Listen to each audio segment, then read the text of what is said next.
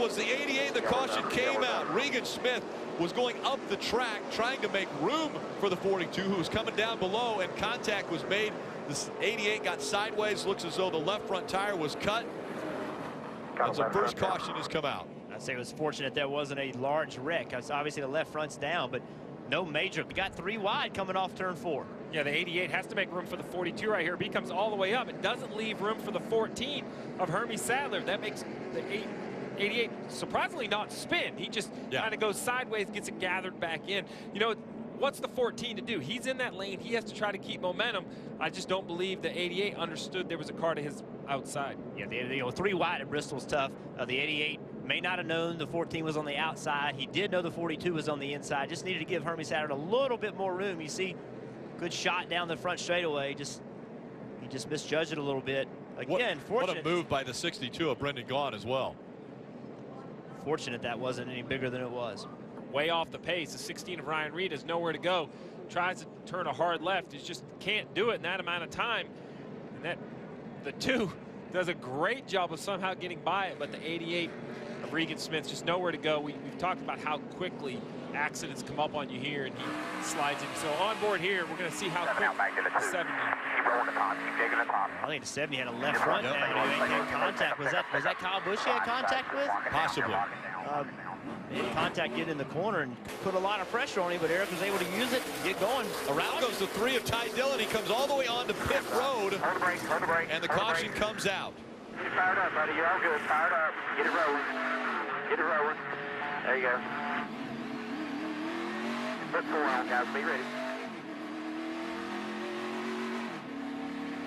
With that caution coming out, huge break for Justin Allgaier. He was the first car scored a lap down, a lap back, as we watch Ty Dillon and how he went around. Ty just said, hey guys, that bottom is loose. Yeah, he just got loose getting in the corner. Couldn't keep up with it.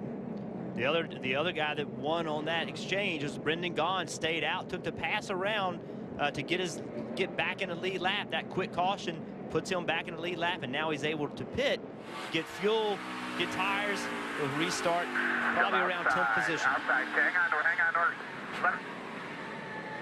Now we're hearing it was Brendan Jones that will get the free pass. Big wreck coming out of 2. It was the 60 going around.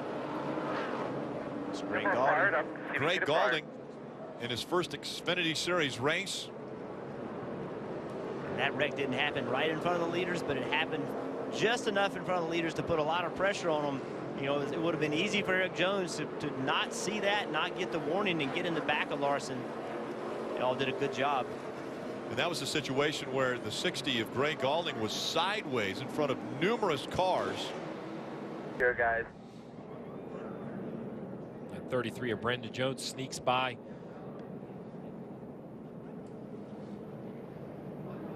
Everyone ducking to go down low. Back in 10th. Sideways go Daniel Suarez. Eric Jones gets caught up in it. Hang on, caution comes out. Such a good car, and that is what happens when you have a problem on pit road and you lose the positions that you were running in.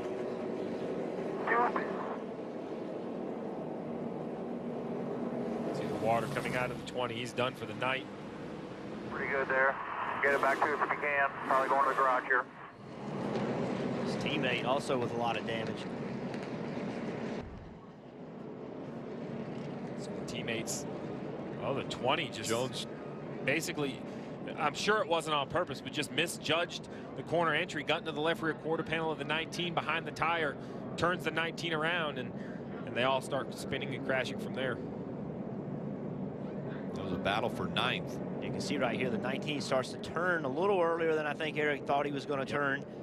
They made contact, as you said. It certainly wasn't on purpose. That's just, you know, when people race hard, things are going to happen from time to time. And I think the 19 turned a little earlier than Eric was expecting. Eric was still going straight. Yeah, watch right here.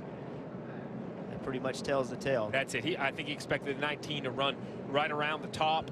The 19 looks like he was turning in either the middle or to the bottom. The 20 gets in his quarter panel. How about the 51 right here, Jeremy Clements? He has the big slide behind these two cars, gets on the brakes good enough to get through this. It's a big move for the 51. He's currently outside of the chase. Does he get any damage right here? Is the Oh yeah, by a little bit in the left rear. Watch it from this view, you'll see more damage. Yeah, we'll see how much damage that is. How about the 62 of Brendan Gaughan sneaking through? 18 has to check way up. Caution comes out on the track. Saw a lot of smoke there. The 4 of Ross, and right on the chase standings bubble. He's got big damage. He was running 14th, and look at the side of that car. It's going to be costly. We saw the 39 of Sieg have trouble early in the race. Sieg is 13th. Dave. Or 12th. Jeff, he was in. The 4 of Ross Chastain was in. He was running 14th, 2 laps down, but with Ryan Sieg off the track and probably finishing 36th, he had moved his way inside the cut line. You can see it there on the left. He was +2. Now it's up to the Johnny Davis Motorsports crew to try to fix this car, but with only 19 to go, I don't know if he'll be able to get back out. But listen, with only 19 to go, I mean, you just got to do whatever you got to do, even if you go around there with the, with the car tore up, because you have cars that are 7 or 8 laps down. You can't quit. I saw him saying to quit, but you can't quit. You see damage coming off turn 2. He just comes up the racetrack, doesn't feel that. Kyle Busch hooks the left side. He takes a lead there into the wall. Kyle Busch into the wall.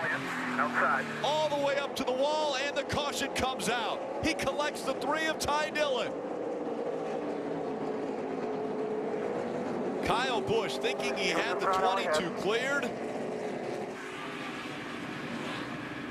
Up into the wall. Brad Keselowski out front. But how much damage to the 22 with the contact made by the 18?